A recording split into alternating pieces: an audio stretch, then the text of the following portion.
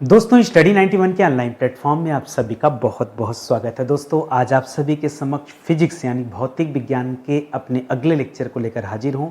और आज जो हमारा टॉपिक है दोस्तों ये मॉडर्न फिजिक्स वाली टॉपिक है और आज हमारा ये मॉडर्न फिजिक्स का दूसरा लेक्चर है। ठीक है, पहला लेक्चर दोस्तों मैं आप सभी को दे चुका था। आज मॉडर्न फिजिक्स का दोस्तों ये दूसरा लेक्चर है और फिजिक्स की पूरे कंप्लीट भौतिक विज्ञान की बात करें तो आज हमारा 497 नंबर का लेक्चर है। इस हिसाब से आप देखेंगे तो भौतिक विज्ञान का आज हमारा 42 नंबर का लेक्चर है। ठीक है, बाकी ओवरऑल अब तक मैं आपको 6 विषय पढ़ा चुका हूं। ये 7वां विषय अपने अंतिम जो है पड़ाव पे चल रहा है। बहुत जल्द दोस्तों ये 7वां विषय भी समाप्त हो जाएगा। ठीक है, तो चलिए देखते हैं कि मॉडर्न फिजिक्स में आज हम किन किन सवालों पर चर्चा करने वाले हैं। ठीक है, मैंने आपसे कहा था कि मॉडर्न फिजिक्स कहीं ना कहीं हमारे लिए आधार स्तंभ का काम करेगा केमिस्ट्री को समझने में, रसायन विज्ञान को समझने में। ठीक है, तो बहुत सारे सवालों का जवाब आज आपको अपनी क्लास में मैं देने वाला हूं। रही बात प्रश्न संख्या की, तो आज की क्लास अगर आप देखते हैं तो पूरे 14,920 सवाल दोस्तों, 910 सवाल, 910, 881 है ना, तो 910 सवाल आपके कंप्लीट हो जाएंगे आज की क्लास देखेंगे तो। ठीक है, धीरे धीरे एकदम 15,000 के निकट हम पहुंचने वाले हैं। जैसे ही दोस्तों ये 500 लेक्चर कंप्लीट होगा आपका 15,000 सवाल भी कंप्लीट हो जाएगा। ठीक है, हमारे पास काफ़ी सारे पेड कोर्स हैं। अगर आपको भरोसा हो कि नितिन सर अच्छा पढ़ाते हैं, समझाते हैं, नितिन सर का कंटेंट अच्छा होता है तो एक मौका आप दीजिए, यही आपसे निवेदन है। ठीक है, चलिए सीधे आते हैं सवालों पर और पढ़ना आरंभ करते हैं। ठीक है, पहला सवाल दे रहा दोस्तों पोलोनियम। पोलोनियम के कितने समस्थानिक होते हैं दोस्तों, ये आपको बताना है। पोलोनियम के कितने समस्थानिक होते हैं बताना है। आप कह सकते हैं इसी सवाल को ऐसे ही पूछ सकता था कि सर्वाधिक समस्थानिक किसके होते हैं। ठीक है, सर्वाधिक समस्थानिक किसके हैं दोस्तों, तो याद रखिएगा ये पोलोनियम ही आपका जवाब होगा। ठीक है, पोलोनियम ही आपका जवाब होगा। सवाल आता है कि सर एक्चुअली में कितने समस्थानिक हैं, तो टोटल 42 है, 42। ठीक है, याद रखेंगे समस्थानिकों की संख्या कितनी दोस्तों पोलोनियम की, तो याद रखिएगा 42 है। कुछ लोग दोस्तों सीजीएम को मानते हैं, कहीं कहीं पे किसी किसी किताब में मैंने देखा कि लोग मानते हैं कि सबसे ज्यादा सीजीएम के होते हैं। कैसे सीजीएम के होंगे, सीजीएम के पास तो सिर्फ 36 समस्थानिक हैं। कितने दोस्तों, सीजीएम के पास समस्थानिकों की संख्या सिर्फ और सिर्फ 36 है, जबकि पोलोनियम के पास 42 है। थोड़ा सा अपडेट होइए, पुरानी किताबों में देखेंगे तो हो सकता है 27 दिया हो। ठीक है, तो समय समय पे नई नई खोजें होती रहती हैं, तो उन चीजों को भी आपको समझना पड़ेगा। तो इस सवाल को दो तरीके से याद रखिएगा कि पोलोनियम के कितने समस्थानिक होते हैं, तो 42। ठीक है, सर्वाधिक समस्थानिक किसके होते हैं, तो पोलोनियम के। ठीक है, इसी तरह सीजीएम भी सेकंड नंबर पर है 36 समस्थानिकों के साथ, याद रखिएगा।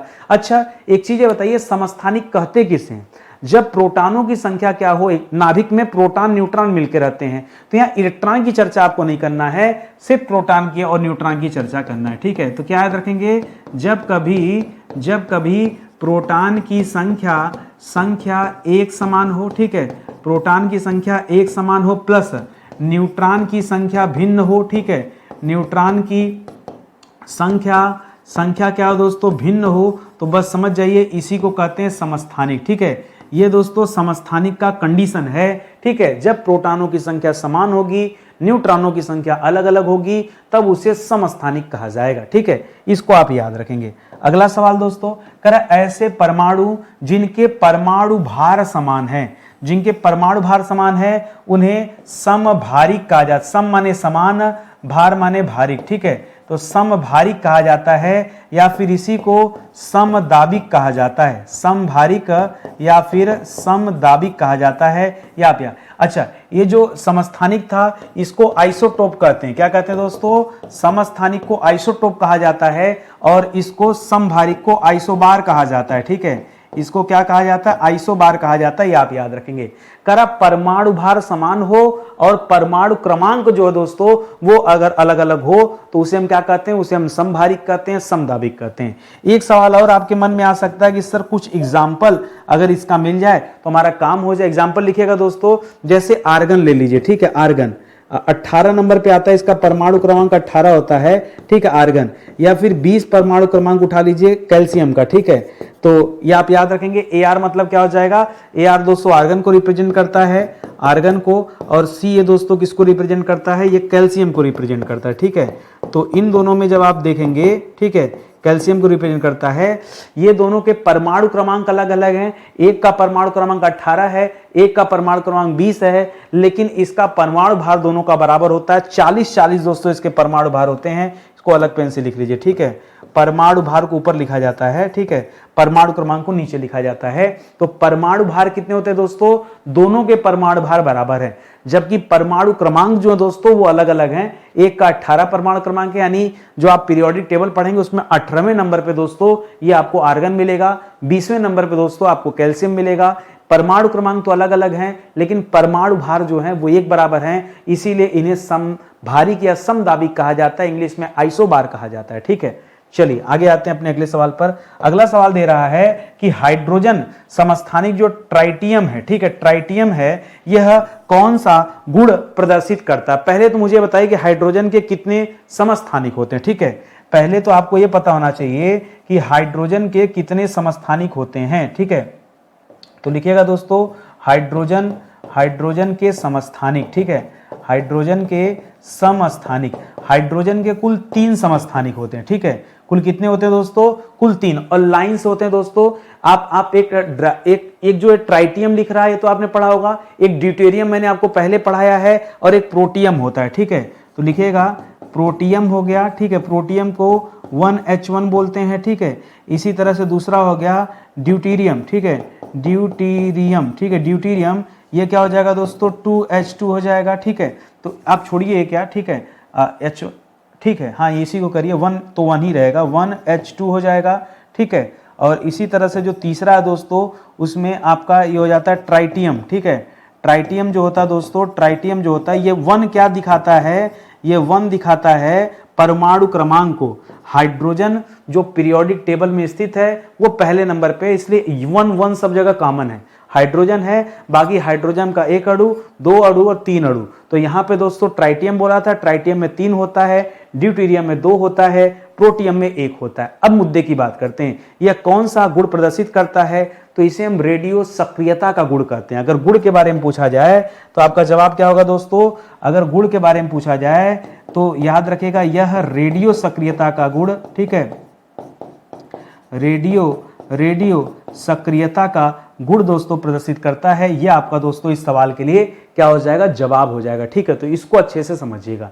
देखिए हर सवाल को ना पहले आप तोड़ना सीखो, सवाल क्या पूछ रहा है, कैसे पूछ रहा है, आगे क्या हो सकता है, पीछे क्या हो सकता है, सब पता होना चाहिए।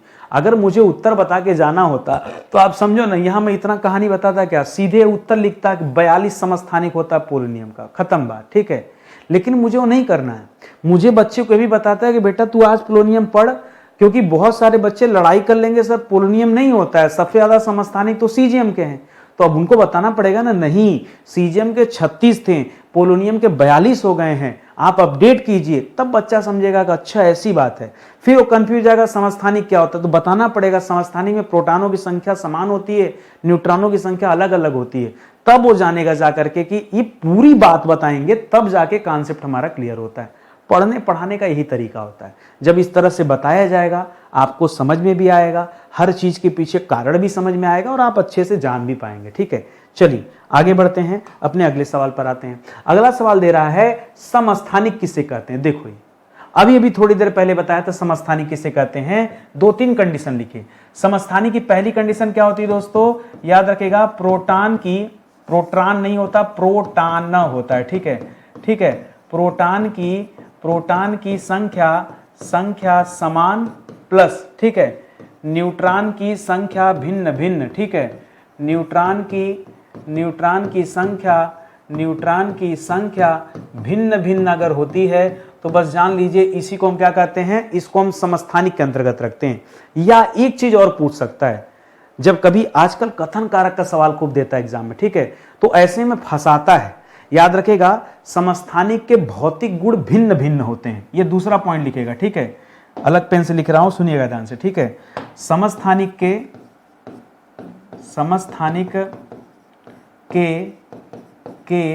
भौतिक गुण क्या होते हैं दोस्तों, भिन्न भिन्न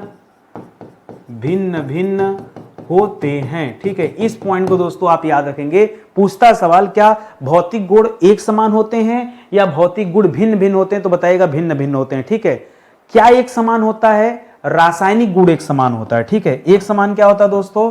तीसरा पॉइंट लिखेगा रासायनिक गुण। ठीक है, समस्थानिक के, ठीक है, समस्थानिक के रासायनिक गुण,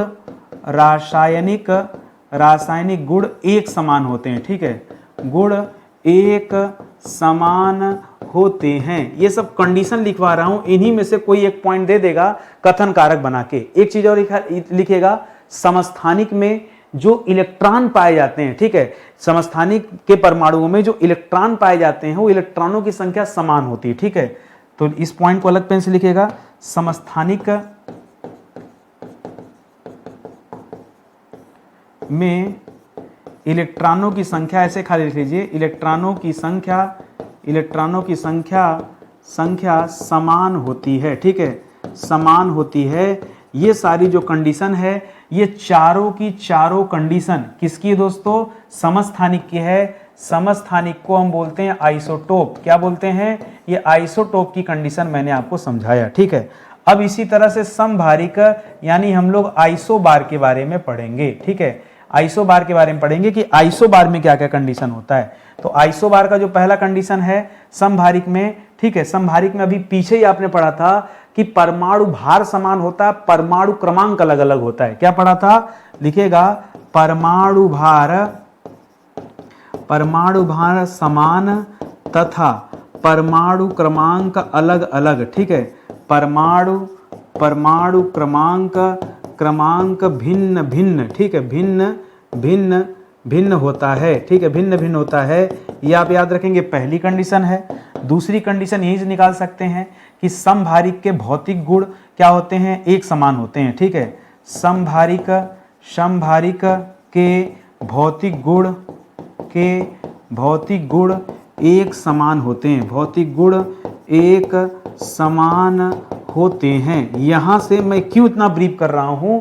इतना सवाल बनता है भाई, इतना सवाल बनता है, क्या बताऊं। ठीक है, हर बार बच्चा कहीं ना कहीं यहीं फंस जाता है, इसलिए मैंने कहा ब्रीफ में लिख ही देता हूं। ठीक है, आगे देखो, समभारिक के रासायनिक गुण भिन्न भिन्न होते हैं। दोनों एक दूसरे का ठीक अपोजिट है। ठीक है, रासायनिक गुण भिन्न होते हैं। और अंतिम में दोस्तों एक चौथी लाइन में क्या है दोस्तों कि इलेक्ट्रॉनों की संख्या भी भिन्न भिन्न होती है। ठीक है, तो याद रखिएगा समभारिक में इलेक्ट्रॉनों की संख्या भी भिन्न भिन्न होती है। ठीक है, भिन्न भिन्न होती है। तो ये चारों बात दोस्तों किससे संबंधित है? ये आपके समभारिक यानी आइसोबार से संबंधित है। तो आइसोटोप और आइसोबार के बारे में जितनी बातें थी मैंने सब यहाँ पे मेंशन कर दिया। इतनी चीजें अगर आप ध्यान देते हैं फिर कहीं कुछ फंसने वाले नहीं है। ठीक है, इसी 4-4-8 पॉइंट में से एग्जामिनर इतने बार सवाल देता है कि मैं क्या बताऊं। आप एक बार पेपर हल करिए, तब जो है आपको मेरी बातों पर भरोसा होगा। करा वे तत्व जिनकी परमाणु संख्या व द्रव्यमान संख्या भिन्न भिन्न है लेकिन न्यूट्रॉनों की संख्या समान हो जाए। ठीक है, तब उन्हें हम क्या कहेंगे? तब हम उन्हें समन्यूट्रिक कहेंगे। सम माने समान, न्यूट्रॉनों की संख्या, जब इलेक्ट्रॉनों की संख्या समान हो जाए तो सम इलेक्ट्रॉनिक हो जाएगा, न्यूट्रॉनों की संख्या समान हो जाएगा तो सम न्यूट्रॉनिक हो जाएगा। सम धन न्यूट्रॉन बराबर क्या हो जाएगा? सम न्यूट्रॉनिक। ठीक है, इसे हम क्या कहेंगे दोस्तों? इसे हम कहेंगे सम न्यूट्रॉनिक कहेंगे। ये दोस्तों आप याद रखेंगे। ठीक है, जैसे दोस्तों जैसे वैलियम वगैरह को ले लो, क्रोमियम वगैरह को ले लो। ठीक है, जैसे एग्जांपल अगर आपको यहां चाहिए तो आप क्रोमियम को एग्जांपल ले सकते हो। ठीक है, क्रोमियम, ठीक है, क्रोमियम को एग्जांपल ले सकते हो या वेलेनियम को एग्जांपल ले सकते हो। ठीक है, वेलिनियम, ठीक है, वेलिनियम को एग्जांपल ले सकते हैं। वेलिनियम को वी से करते हैं, क्रोमियम को Cr से करते हैं। ठीक है, तो आगे चर्चाएं होंगी कि कितना है कैसे है, वो तो बाद में देख लिया जाएगा। करा वे तत्व जिनमें इलेक्ट्रॉनों की संख्या दोस्तों क्या हो जाए? समान हो जाए, उसे हम क्या कहते हैं? बस खाली नाम लिखिएगा दोस्तों, इसे कहते हैं सम इलेक्ट्रॉनिक। क्या कहते हैं दोस्तों? सम इलेक्ट्रॉनिक। ठीक है, इलेक्ट्रॉनिक शब्द रहेगा या कुछ और रहेगा? बिल्कुल सम इलेक्ट्रॉनिक कहिए। कहीं इलेक्ट्रॉनिक लिखा हुआ है, कहीं कहीं पे इलेक्ट्रॉनिक लिखा रहता है। सम इलेक्ट्रॉनिक, ठीक है। तो इलेक्ट्रॉनिक इलेक्ट्रॉनिक एक ही बात है, घबराने वाली बात नहीं है। जहां वे तत्व जहां इलेक्ट्रॉनों की संख्या समान हो जाती है, और इलेक्ट्रॉन जो होते हैं दोस्तों ये ऋणावेशित होते हैं, ठीक है। क्या होते हैं दोस्तों, ये ऋणावेशित होते हैं और ये नाभिक के बाहर चक्कर लगाते हैं, ठीक है। नाभिक के बाहर चक्कर लगाते हैं, ठीक है, चक्कर लगाते हैं। ये बात भी आप याद रखेंगे। जब इनकी संख्या समान हो जाती है तब दोस्तों उसे सम इलेक्ट्रॉनिक कहा जाता है या सम इलेक्ट्रॉनिक बोलते हैं। कर ऑक्सीजन हो गया, नाइट्रोजन हो गया, हाइड्रोजन हो गया, कॉपर हो गया, इनमें से बताइए किसमें न्यूट्रॉन नहीं होता है, ठीक है। न्यूट्रॉन किसमें नहीं होता दोस्तों, तो न्यूट्रॉन हाइड्रोजन में दोस्तों नहीं होता, ठीक है। हाइड्रोजन बेचारा अकेला है, ठीक है, हाइड्रोजन अकेला है, ठीक है। और इसका परमाणु क्रमांक दोस्तों कितना होता है, इसका परमाणु क्रमांक जो है 1 है, यहीं से शुरुआत होता है पीरियोडिक टेबल की, ठीक है। और इसमें दोस्तों किसी तरह का कोई भी न्यूट्रॉन नहीं पाया जाता है। यह पूरे के पूरे पीरियोडिक टेबल में एकमात्र ऐसा तत्व है जिसके नाभिक में न्यूट्रॉन नहीं होता है। तो परीक्षा में यह सवाल भी अलग से आपसे पूछ लिया जाता है कि बताइए वो कौन सा है, वो कौन सा तत्व है आवर्त सारणी का, हमारे पीरियोडिक टेबल का, आवर्त सारणी यानी पीरियोडिक टेबल का, ठीक है। कर वह कौन सा एकमात्र तत्व है जिसके नाभिक में न्यूट्रॉन नहीं पाया जाता है, ठीक है। तो क्या बताएंगे दोस्तों, वह हाइड्रोजन है। कौन है दोस्तों, वो हाइड्रोजन है जिसके नाभिक में न्यूट्रॉन नहीं पाया जाता है। इस बात को आप याद रखेंगे, ठीक है। समझ में आ गया ना, एकदम आराम आराम से समझते चलो, मुझे कोई जल्दीबाजी नहीं है, मैं एकदम इत्मीनान से इसीलिए पढ़ा रहा हूं, ठीक है। करा हाइड्रोजन तत्व जो है दोस्तों इसकी खोज किसने किया था, हाइड्रोजन तत्व की खोज किसने किया था, इनका नाम था हेनरी कैवेंडिश। क्या नाम है, परीक्षा में बार बार ये सवाल पूछा जाता है तो बताइएगा, हेनरी कैवेंडिश, ठीक है, हेनरी कैवेंडिश, ठीक है। कैवेंडिश ने दोस्तों इसकी खोज किया था, किसकी, हाइड्रोजन की दोस्तों खोज किया था। और हाइड्रोजन को दोस्तों सबसे हल्के गैस के रूप में ये जाना जाता है, ठीक है, याद रखिएगा, सबसे हल्का गैस, ठीक है। सबसे हल्का गैस दोस्तों कौन सा है, तो ये हाइड्रोजन ही है, इसको आप याद रखेंगे। अगला सवाल, कर भविष्य का ईंधन दोस्तों किसे कहा जाता है, तो भविष्य का ईंधन दोस्तों हाइड्रोजन को ही कहा जाता है। आप देख रहे होंगे अब हाइड्रोजन से ट्रेनें चल रही हैं, हाइड्रोजन से ट्रेन चल रहे हैं, हाइड्रोजन से कार चल रही है, हाइड्रोजन से ट्रक बस चल रहे हैं, ठीक है। तो धीरे धीरे दोस्तों ये कहीं ना कहीं ईंधन में एक बड़ी क्रांति ला सकता है। आपने देखा होगा कुछ दिन पहले जो है नितिन गडकरी ने कहा भी भारत में कि भारत में अब हाइड्रोजन से चलने वाली गाड़ियों का दोस्तों प्रयोग किया जाएगा। तो धीरे धीरे कहीं ना कहीं ये पेट्रोल डीजल पर हमारी जो निर्भरता है ये कम हो जाएगी जब ये हाइड्रोजन से चलने वाली गाड़ियां आ जाएंगी, ठीक है। चलिए, खैर दूरी है, अभी बहुत दूर है। कारण न्यूट्रॉन, प्रोटॉन, पाई मेसान और क्वार्क में मूलभूत कण दोस्तों कौन सा है, कौन सा मूलभूत कण है दोस्तों, तो वैसे तो उत्तर आप देखेंगे तो क्वार्क जो है दोस्तों ये आपका मूलभूत कण माना जाता है, ठीक है। क्वार्क को मूलभूत कण मानते हैं। यहां पे काम और करते हैं, खोजकर्ता कौन है ये बताते हैं, ठीक है।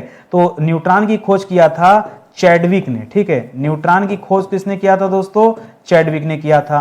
प्रोटॉन की खोज किसने किया था, ठीक है, रदरफोर्ड ने किया था। किसने किया था, प्रोटॉन की खोज जो है रदरफोर्ड ने किया था, ठीक है। इसी तरह से पाई मेसान की खोज किसने किया था, पाई मेसान की खोज पाउली ने किया था। पिछली क्लास में आपको पढ़ाया था, पाई मेसान की खोज पाउली ने किया था। और ये जो क्वार्क दे रहा है इसकी खोज दोस्तों किसने किया है, तो इसकी ये जो क्वार्क है दोस्तों इसकी खोज जो जॉर्ज ज्विंग ने किया है, ठीक है। थोड़ा सा अटपटा सा नाम है, जॉर्ज ज्विंग। क्या नाम है, जॉर्ज ज्विंग। तो जे याद रख सकते हैं, जॉर्ज ज्विंग ने किया था। इनके साथ एक गेलमैन थे, मरे गेलमैन, ठीक है। ये दो लोगों ने मिलकर किया था, मरे गेलमैन, ठीक है, मरे गेलमैन और जे ने मिलकर दोस्तों ये क्वार्क की खोज किया था। ये क्वार्क जो दोस्तों इसका संबंध भी किससे, एक मैंने लेप्टॉन समूह बताया था, लेप्टॉन समूह से दोस्तों इसका संबंध है। तो ये आप याद रखिएगा, ठीक है। पीछे वाली क्लास में आपको बताया था मैंने लेप्टॉन के बारे में, ठीक है, कि लेप्टॉन समूह के बारे में चर्चा किया था। तो ये जो क्वार्क है दोस्तों ये लेप्टॉन समूह से ही दोस्तों संबंधित है, इस तथ्य को भी याद रखिएगा, ठीक है। और आगे आ जाइए, करा किस वैज्ञानिक ने बताया कि पहली बार बताया कि सूर्य तथा ब्रह्मांड के जितने भी तारे हैं उनकी ऊर्जा का स्रोत वहां होने वाला नाभिकीय संलयन है। नाभिकीय संलयन में होता क्या दोस्तों, हाइड्रोजन जो है यह हीलियम में परिवर्तित होता है, हाइड्रोजन हीलियम में बदलता रहता है और इसी से दोस्तों उष्मा पैदा होती है, ठीक है। और इसी से दोस्तों तारे जो हैं चमकते रहते हैं और ये मतलब चलता ही रहता है, ठीक है। तो नाभिकीय संलयन की वजह से, जैसे सूर्य जो है दोस्तों, सूर्य भी एक तारा है, सूर्य को हम लोग पीला तारा कहते हैं, उसमें भी नाभिकीय संलयन हो रहा है, उसी नाभिकीय संलयन की वजह से सूर्य प्रकाश दे रहा है, ठीक है। तो दोस्तों ये ब्रह्मांड के जितने भी तारे हैं, ठीक है, और सूर्य भी एक तरह का तारा है, तो कह रहा है इसके अंदर नाभिकीय संलयन होता था। पहली बार इस नाभिकीय संलयन की बात दोस्तों किस वैज्ञानिक ने किया था? इनका नाम था हंस बेथे। क्या नाम था दोस्तों? इनका नाम था हंस बेथे। तो एच बेथे मिलेगा नाम आपको, क्या मिलेगा? एच बेथे, ठीक है, एच बेथे, हंस बेथे दोस्तों ये नाम था। ये आप याद रखेंगे, जिन्होंने पहली बार, ठीक है, तारों के अंदर नाभिकीय संलयन होने की बात हमें बताई थी, ठीक है। इसीलिए तो कह रहा हूं मॉडर्न फिजिक्स है, ये मॉडर्न फिजिक्स है, एक तरह से सेतु का काम करेगा। फिजिक्स और केमिस्ट्री के बीच में एक सेतु का काम कर रहा है। चैप्टर बहुत इंपॉर्टेंट भाई, ये चैप्टर पढ़ा के मेरा दिल खुश हो गया, ठीक है। इसमें बहुत सारी अच्छी अच्छी बातें हैं, तो इसीलिए आज हमारा ये पार्ट 2 है। अभी 3, 4, 5 भी हो सकता है। मुझे जितना क्वेश्चन मिलता जाएगा, जितने प्रश्न बनते जाएंगे नए से नए, वो मैं सब आपको इसी चैप्टर के अंतर्गत बताता चलूंगा, क्योंकि जैसे ही चैप्टर खत्म होगा पूरा फिजिक्स पे ब्रेक लग जाएगा, ठीक है। चलिए आगे बढ़ते हैं। कर परमाणु के नाभिक की खोज किसने किया था दोस्तों? अच्छा, नाभिक के अंदर होता कौन दोस्तों? तो नाभिक के अंतर्गत अंदर मिलता है प्रोटॉन प्लस न्यूट्रॉन, ठीक है, प्रोटॉन प्लस न्यूट्रॉन, जिसमें जो प्रोटॉन होता है यह धनावेशित कण होता है और जो न्यूट्रॉन होता है यह उदासीन होता है। जो न्यूट्रॉन होता है उदासीन होता है। कर परमाणु के भीतर का जो नाभिक है, ठीक है, परमाणु के नाभिक की खोज किसने किया था? तो याद रखेंगे रदरफोर्ड ने किया था। किसने किया था? रदरफोर्ड का पूरा नाम था अर्नेस्ट रदरफोर्ड, ठीक है। किसने किया था? अर्नेस्ट रदरफोर्ड ने किया था, ठीक है। रदरफोर्ड ने और किस चीज का खोज किया? तो ईंट पर अनाज, पर मतलब प्रोटॉन, ठीक है। तो इन्होंने प्रोटॉन की खोज भी किया था दोस्तों, इसलिए भी इन्हें जो है जाना जाता है, तो ये आप याद रखेंगे, ठीक है। अगला सवाल, कर ट्रेसर तकनीकी दोस्तों क्या होता है? आपने इसका नाम नहीं सुना होगा। एक्चुअली इसका नाम ट्रेसर इसलिए पड़ा क्योंकि ये चीजों को ट्रेस करता है। ट्रेस का नाम है ढूंढना, तो ट्रेसर तकनीकी जो नाम पड़ा इसलिए पड़ा कि रेडियोधर्मी समस्थानिकों का प्रयोग करके ये ढूंढने का काम करता है, ठीक है। तो यहां पे आप लिखिएगा रेडियोधर्मी समस्थानिकों का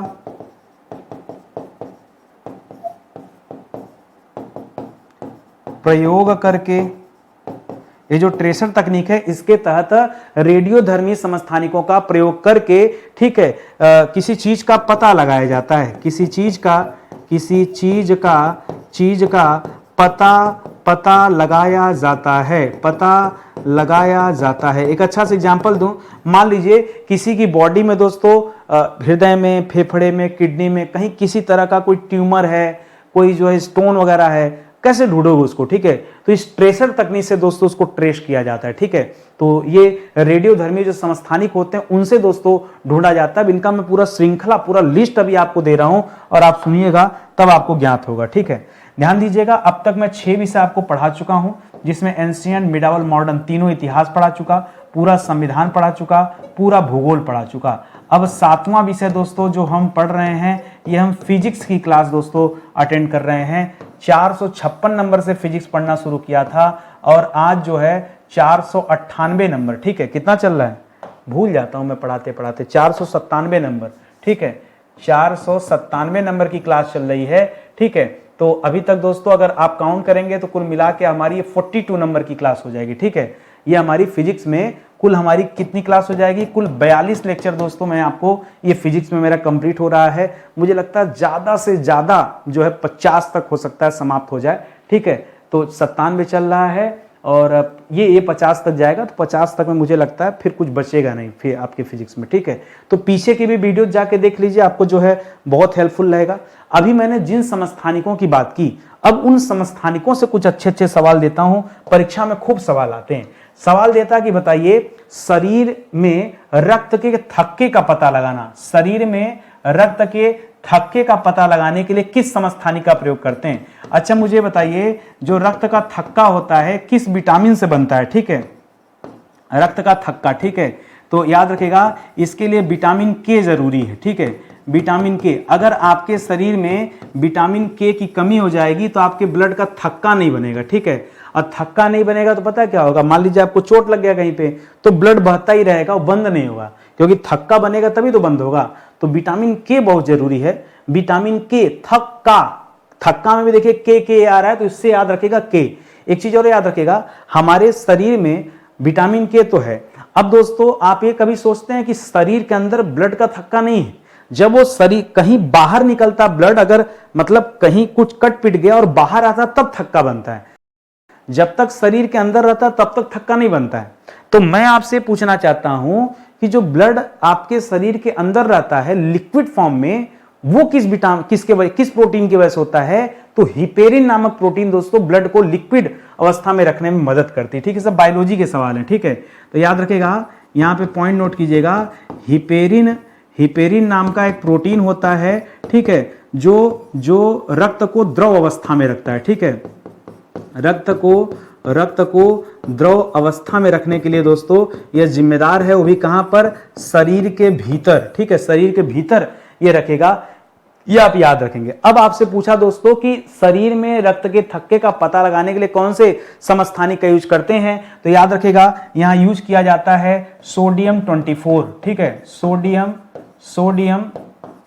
24, ठीक है। सोडियम 24 दोस्तों ये समस्थानिक है, इसके माध्यम से दोस्तों किसका पता लगाया जाता है? शरीर में रक्त के थक्के का दोस्तों ये पता लगाते हैं, ये आप याद रखेंगे। बहुत प्यारा सा सवाल है, ठीक है। अगला सवाल करा थायराइड ग्रंथि। थायराइड ग्रंथि जानते हैं ना, थायराइड में शरीर या तो फूलने लगता है या तो व्यक्ति जो है चाहे जितना भी खा ले वो एकदम जो सिंगल हड्डी का रह जाएगा, ठीक है। तो दो तरह का थायराइड होता है। करा थायराइड ग्रंथि के कैंसर उपचार में किस जो है समस्थानिक का यूज करते हैं? तो कैंसर उपचार में क्या दे दिया, थायराइड के उपचार में दोस्तों लिखना चाहिए इसे, थायराइड में दोस्तों आयोडीन 131 का यूज करते हैं, ठीक है। आयोडीन 131 ये दोस्तों समस्थानिक है, ये आयोडीन का समस्थानिक है, इसका दोस्तों प्रयोग किया जाता है, ये आप याद रखेंगे। मुझे नहीं लगा यहाँ कैंसर क्यों दिया है, ये तो ठीक नहीं लगा मुझे, ठीक है, मैंने कभी इस तरह का नहीं देखा है, मे भी कुछ हो सही, ठीक है। तो आप एक बार चेक कर लीजिएगा। मानव शरीर में किसी गांठ, मान लो मानव शरीर के अंदर किसी तरह की कोई गांठ बन गई कहीं भी, दिमाग उमाग कहीं भी, तो उस गांठ का पता लगाने हेतु कौन सी समस्थानिक का यूज करते हैं? किससे दोस्तों पता लगाया जा सकता है? तो आर्सेनिक के माध्यम से, आर्सेनिक, ठीक है, याद रखेंगे। गांठ का पता कौन लगा, ये बहुत इंपॉर्टेंट सवाल मैं आपको दे रहा हूं। थक्का के लिए सोडियम 24, थायराइड ग्रंथि के लिए आयोडीन 131, वैसे भी आयोडीन की कमी से दोस्तों थायराइड नामक रोग होता है, लिखिएगा यहां पे, ठीक है, अलग से लिखिएगा, आयोडीन की कमी से थायराइड होता है, ठीक है, थायराइड होता है। तो ये चीजें थोड़ा सा आप ध्यान देंगे कि आयोडीन की कमी शरीर में नहीं होनी चाहिए, ठीक है। अब देखिए गांठ का पता लगाने के लिए आर्सेनिक का कौन सा समस्थानिक दोस्तों? आर्सेनिक 74 है, ये जो 74 है भी याद रखिएगा, ठीक है। तो ये आपको याद रखना है। तो गांठ का इससे हमारे शरीर में कहां कहां पे कौन कौन सी जगह पे गांठ है इसका दोस्तों पता लग जाता है। इसी तरह रक्त विकार, रक्त विकार मतलब, विकार का मतलब होता अशुद्धि, विकार का मतलब क्या हो जाता है दोस्तों? अशुद्धि। अगर रक्त में किसी तरह की अशुद्धि है, या ल्यूकीमिया, ल्यूकीमिया में दोस्तों याद रखेगा श्वेत रक्त, ठीक है, श्वेत रक्त की बात होती है, ठीक है। तो ब्लड दोस्तों ल्यूकीमिया में क्या होता है, वो सफेद बनने लगता है लाल से, ठीक है। तो कह रहा है इसके उपचार हेतु किस समस्थानिक का प्रयोग करते हैं? रक्त से संबंधित जितने विकार होते हैं उसके लिए कौन सा समस्थानिक जिम्मेदार है? तो याद रखेगा फास्फोरस 24। कौन जिम्मेदार है? फास्फोरस 24 नहीं यार, 32, ठीक है। फास्फोरस 32 याद रखेगा दोस्तों, 24 सोडियम 24 था, वो रक्त के थक्के के लिए जरूरी था। सोडियम को Na से रिप्रेजेंट करते हैं, ठीक है। चलिए और आगे बढ़ते हैं। करें सामान्य कैंसर की अगर पहचान करनी है, ठीक है, तो उसके लिए दोस्तों किस समस्थानिक का यूज करते हैं? कैंसर की बॉडी में कैंसर की पहचान करने के लिए दोस्तों कौन सा समस्थानिक यूज करते हैं? तो कैंसर के लिए यूज किया जाता है कोबाल्ट 60। क्या यूज करते हैं? कोबाल्ट 60 एक समस्थानिक है इसका। यहां से अभी जो मैं आपको पढ़ा रहा हूं ना, इतने सवाल आते हैं, इतने सवाल आते हैं इस टॉपिक से, मैं मतलब क्या ही आपको बताऊं। बहुत सवाल आते हैं यहाँ से, तो एकदम अलर्ट होकर इस टॉपिक को पढ़िएगा, ये बहुत अच्छा टॉपिक है। ठीक है, आगे बढ़िए। कह रहा है संपूर्ण नाभिकीय ऊर्जा का मूल स्रोत क्या है। ठीक है, ये जितना नाभिकीय ऊर्जा होता है इसका मूल स्रोत क्या है दोस्तों, नाभिकीय ऊर्जा का मूल स्रोत क्या है, तो याद रखेगा द्रव्यमान का ऊर्जा में परिवर्तित होना, लिख सकते हैं ना, द्रव्यमान का ऊर्जा में परिवर्तित होना। ठीक है, द्रव्यमान का ऊर्जा में परिवर्तित होना, ये क्या कहलाता है दोस्तों, यही है नाभिकीय ऊर्जा का मूल स्रोत, या फिर इसको हम अपने भाषा में लिख सकते हैं सीधे सीधे नाभिकीय संलयन। ठीक है, क्या लिख सकते हैं, नाभिकीय संलयन। नाभिकीय संलयन की जो प्रक्रिया चलती है यही दोस्तों उसकी ऊर्जा का स्रोत है। ठीक है, इसको आप याद रखेंगे। अगले सवाल पर आइए। कर नाभिकीय अभिक्रियाओं में किस नियम का अनुपालन नहीं होता है। ठीक है, नाभिकीय अभिक्रिया है, नाभिकीय अभिक्रियाओं में दोस्तों यानी न्यूक्लियर रिएक्शन इसको बोलते हैं। ठीक है, न्यूक्लियर रिएक्शन बोलते हैं। कारण न्यूक्लियर रिएक्शन जो होता है दोस्तों इसमें किस नियम का पालन नहीं होता है, तो जो संरक्षण का नियम है, कौन सा, वो क्या बोलते हैं, ऊर्जा संरक्षण, द्रव्यमान ऊर्जा संरक्षण जो है दोस्तों उसका पालन यहाँ पे नहीं होता है। ठीक है, द्रव्यमान ऊर्जा संरक्षण का नियम, द्रव्यमान ऊर्जा संरक्षण का नियम का पालन दोस्तों याद रखेंगे नहीं होता है, यह आप ध्यान रखिएगा।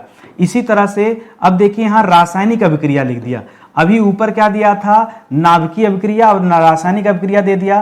तो रासायनिक अभिक्रिया को क्या कहते हैं जी, केमिकल रिएक्शन बोलते हैं ना, हाँ केमिकल रिएक्शन कहा जाएगा। ठीक है, अगर मान लीजिए यहाँ केमिकल रिएक्शन की बात होती है, ठीक है, तो कह रहा है केमिकल रिएक्शन में किस नियम का अनुपालन होता है ये पूछ रहा है। तो यहाँ पर दोस्तों ये जो द्रव्यमान ऊर्जा संरक्षण है इसका पालन ये करती है। ठीक है, द्रव्यमान ऊर्जा संरक्षण नियम का ये पालन करती है। तो कौन नहीं पालन करता है, देखिए नाभिकीय अभिक्रिया में पालन नहीं होता, क्यों, अरे हाई फाई विस्फोट है भाई।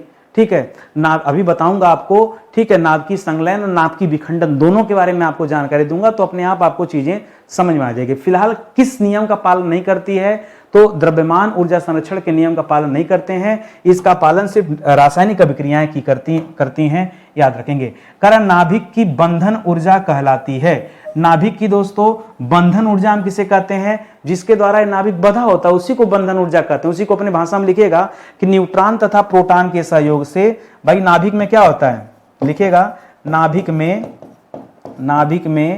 न्यूट्रॉन एवं प्रोटॉन के सहयोग से, ठीक है, नाभिक में न्यूट्रॉन एवं प्रोटॉन के सहयोग से जो ऊर्जा विमुक्त होती है, ठीक है, जो ऊर्जा ठीक है, जो ऊर्जा विमुक्त होती है, ठीक है, विमुक्त होती है, उसी को हम क्या कहते हैं दोस्तों, उसी को हम बंधन ऊर्जा कहते हैं। ठीक है, बंधन ऊर्जा देखिए बंधने के बाद जो विमुक्त होती है, पहले न्यूट्रॉन और प्रोटॉन मिलते हैं, बंधते हैं, ठीक है, तो बंधने के फलस्वरूप जो ऊर्जा विमुक्त हो रही उसकी बात की जा रही है, उसको दोस्तों यहाँ पे बंधन ऊर्जा कहा जाता है। करा किसी भारी नाभिक का लगभग दो समान आकार के नाभिक में टूटना, ये क्या दोस्तों, तो टूट रहा है, तो इसी को क्या कहते हैं दोस्तों, इसी को हम कहते हैं नाभिकीय विखंडन। क्या कहते हैं, नाभिकीय विखंडन। ठीक है, तो ये आप याद रखेंगे। एक होता है नाभिकीय संलयन, मिलने को संलयन कहते हैं और टूटने को विखंडन कहा जाता है। ठीक है, मिलने को क्या, परावर्तित होने को कहा जाता है, अभी आगे समझाऊंगा। कर परमाणु बम जो दोस्तों ये किस सिद्धांत पर काम करता है, परमाणु बम, एटम बम। ठीक है, परमाणु बम को इंग्लिश में क्या कहते हैं, इसको इंग्लिश में एटम बम कहते हैं। ठीक है, एटम बम, ठीक है, एटम बम। ठीक है, तो परमाणु बम जो होता है किस सिद्धांत पर काम करता है, यह नाभिकीय विखंडन के सिद्धांत पर काम करता है। ठीक है, नाभिकीय विखंडन का सिद्धांत आप आगे पढ़ेंगे। नाभिकीय विखंडन का सिद्धांत दो प्रकार का होता है, एक नियंत्रित, एक अनियंत्रित। तो याद रखिएगा बम फोड़ने वाला जो होता है यह अनियंत्रित होता है। ठीक है, ये कंट्रोल में नहीं होता, फटा तो क्या क्या लेके जाएगा ईश्वर जाने। ठीक है, नियंत्रित नहीं होता है। ठीक है, नियंत्रित कब होता है दोस्तों, अभी वो भी समझा देता हूं, याद रखिएगा। कारण नाभिकीय रिएक्टर जानते हैं ना, हमारे देश में भाई परमाणु विस्फोट करके, ठीक है, उसके माध्यम से बिजली वगैरह भी बनाई जाती है। तो नाभिकीय रिएक्टर या जितने भी हमारे देश में परमाणु भट्टी है उसका कार्यकारी सिद्धांत किस पर निर्भर करता है, तो निर्भर तो भैया ये भी नाभिकीय विखंडन पे ही करता है। नाभिकीय नाभिकीय विखंडन विखंडन के सिद्धांत पर ही यह काम करता है, लेकिन अंतर दोस्तों ये है कि यह नियंत्रित अवस्था में होता है। ठीक है, ये कंट्रोल्ड वे में होता है। ठीक है, कंट्रोल वे में नहीं होता तो बिजली पैदा होती, ठीक है, सब साफ हो जाता है। ठीक है, तो यहां भी विस्फोट किया जाता है, लेकिन एक कंट्रोल वे में होता है, लेकिन जो बम गिराया जाता है वो अनकंट्रोल्ड होता है। तो इसे आप याद रखेंगे दोस्तों। ये जो पहली बार जो परमाणु बम गिराया था अमेरिका ने जापान पर, आपको पता है कौन सा बम था? तो याद रखिएगा, एक बम आप पढ़ते हैं कि 6 अगस्त 1945 को दोस्तों गिराया गया था। इसका नाम था लिटिल बॉय। इस बम का नाम था लिटिल बॉय। ठीक है, ये मैं जापान पर परमाणु हमला की बात कर रहा हूं। ठीक है, जापान पर परमाणु हमला जो किया गया था अमेरिका के द्वारा, ये हम उस पर चर्चा कर रहे हैं। ठीक है, और दोबारा एक बम गिराया गया 9 अगस्त 1945 को। उस बम का नाम था फैट मैन। ठीक है, तो ये परीक्षा में दोस्तों पूछा जाता है कि बम का क्या नाम रखा गया था। अमेरिका ने द्वितीय विश्व युद्ध के दौरान 1945 में जापान के 2 शहरों पे गिराया था। कौन कौन सा शहर? एक हिरोशिमा था, एक नागासाकी था। जो लिटिल बॉय गिराया गया था दोस्तों, ये हिरोशिमा पर गिराया गया था। यह हिरोशिमा पर गिराया गया था। जो फैट मैन था दोस्तों, यह नागासाकी पर गिराया गया था। नागासाकी, 9 से नागासाकी, 9 से 9, तो 9 अगस्त को नागासाकी पे गिराया गया था फैट मैन बड़ा वाला, और लिटिल बॉय छोटा वाला था, वो दोस्तों पहले हिरोशिमा पर गिराया गया था 6 अगस्त 1945 को। क्योंकि मामला यहाँ नाभिकीय विखंडन का बता ही रहे हैं, तो परमाणु बम का बता रहे हैं, तो एक बार इसको भी दोस्तों लगे हाथ जो है आप समझ लीजिए, तो कुछ सवाल और आपका फायदा हो जाएगा। ठीक है, मॉडर्न फिजिक्स हम पढ़ ही रहे हैं। कह रहा श्रृंखला अभिक्रियाएं कितने प्रकार की होती हैं? तो श्रृंखला अभिक्रियाएं जो होती है दोस्तों, ये 2 प्रकार की होती हैं। कौन कौन सा? एक नियंत्रित, ठीक है, एक क्या होता है? नियंत्रित श्रृंखला अभिक्रिया। ठीक है, नियंत्रित श्रृंखला अभिक्रिया, और दूसरा क्या होता है? अनियंत्रित। ठीक है, अनियंत्रित श्रृंखला अभिक्रिया। ठीक है, तो ये 2 प्रकार के होते हैं दोस्तों। अंतर क्या दोस्तों? अनियंत्रित वाला जो बम होता है वो उसमें होता है, बाकी जो हमारे यहाँ परमाणु भट्टियां वगैरह हैं वहां नियंत्रित रूप में होता है। ये आप याद रखेंगे। करा किस अभिक्रिया के दौरान, ध्यान से सुनिएगा, किस अभिक्रिया के दौरान निकलने वाली ऊर्जा का उपयोग रचनात्मक कार्यों में किया जाता है, उससे नई नई चीज बनाते हैं। तो जब आप नियंत्रित वाला यूज करेंगे तब। ठीक है, जब आप नियंत्रित श्रृंखला अभिक्रिया का इस्तेमाल करेंगे तब दोस्तों यह रचनात्मक कार्यों के लिए यूज कर सकते हैं। और अगर अनियंत्रित वाले में गए तो जितनी आपने रचना की वो सब विध्वंस कर देगा, सब समाप्त कर देगा। ठीक है, तो ये आपको याद रखना है। तो नाभिकीय विखंडन में यहां नियंत्रित अभिक्रिया श्रृंखला की चर्चा हो रही है, तो इसको भी दोस्तों आप याद रखेंगे। ठीक है, चलिए और आगे बढ़ते हैं। अगला सवाल अगला दे रहा है कि नाभिकीय अभिक्रिया के दौरान तीव्र न्यूट्रॉनों की गति को, ठीक है, बहुत तेजी से जो न्यूट्रॉन होते हैं उसकी गति को धीमा करने के लिए मंदक के रूप में दोस्तों क्या यूज किया जाता है? तो 2 चीजों का यूज किया जाता है। या तो भारी जल का यूज किया जाता है, भारी जल जिसे हम D2O बुलाते हैं। ठीक है, D2O को ड्यूटीरियम डाइऑक्साइड बोलते हैं। क्या बोलते हैं? ड्यूटीरियम, क्या बोलते हैं? ड्यूटीरियम डाइऑक्साइड कहा जाता है। ड्यूटीरियम डाइऑक्साइड जिसे हम D2O कहते हैं। या तो हम भारी जल का यूज करते हैं या तो दोस्तों हम ग्रेफाइट का यूज करते हैं। ठीक है, ग्रेफाइट का, ये ग्रेफाइट भी दोस्तों क्या करता है? मंदक का काम करता है, न्यूट्रॉनों की गति को धीमा कर देता है। भाई कहा जा रहा है नियंत्रित करना है, तो इन्हीं दोनों के माध्यम से दोस्तों नियंत्रित होता है, आप याद रखेंगे।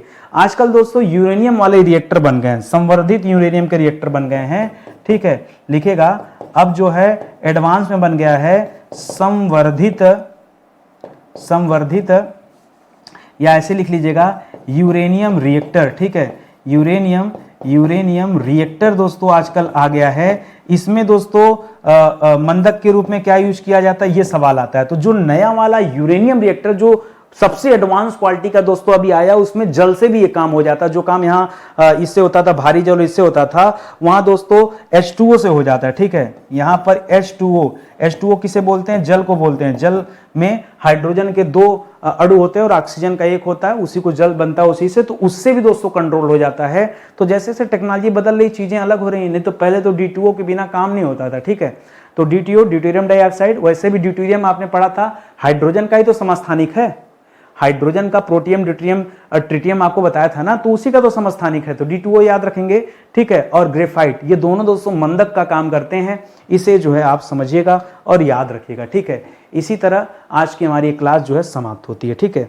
तो आप साथ में जुड़िए, धीरे धीरे करके हमारा एक एक विषय कंप्लीट हो जाएगा, ठीक है। जो बच्चा शुरू से लगा होगा उसे लग रहा होगा कि नहीं सर आपके साथ जुड़ने का फायदा है, इस सीरीज के साथ जुड़ने का फायदा है। मैं तो कर रहा हूं, चाहे आप ऑनलाइन कोचिंग कर रहे हो, कहीं से पढ़ रहे हो, ऑनलाइन ऑफलाइन सेल्फ स्टडी, आप इस क्लास को जरूर देखो भाई। ये क्लास नुकसान नहीं करेगी, आपको फायदा ही करेगी। अरे देखोगे तो कुछ सीखोगे ना, कि हमको क्या आ रहा है क्या नहीं आ रहा है। सबसे बड़ी बात है कि हमने कोई टॉपिक छोड़ा नहीं है। तो आप कभी भी अगर सीक्वेंस में देखोगे ना, तो आप ये कह सकते हैं कि भैया हमारा एक एक जो है टॉपिक कंप्लीट हो गया सर, कुछ बचा नहीं हमारे टॉपिक में, ठीक है। तो इस तरह से आपकी बढ़िया तैयारी हो जाएगी। बाकी हमारे पास कोर्स भी बहुत सारे हैं, अगर आप चाहते हैं तो आप कोर्सेज को ज्वाइन कर सकते हैं। डेमो क्लास देखिए आराम से, पसंद आए तो ज्वाइन कीजिए, ठीक है। ये हमारा नया एप्लीकेशन है, सारी क्लास दोस्तों अब इसी एप्लीकेशन पे चलती है, स्टडी 91 ऑफिशियल, ठीक है। ये एप्लीकेशन आप डाउनलोड कर लीजिए प्ले स्टोर से और सारी क्लास आपको यहाँ मिलेगी।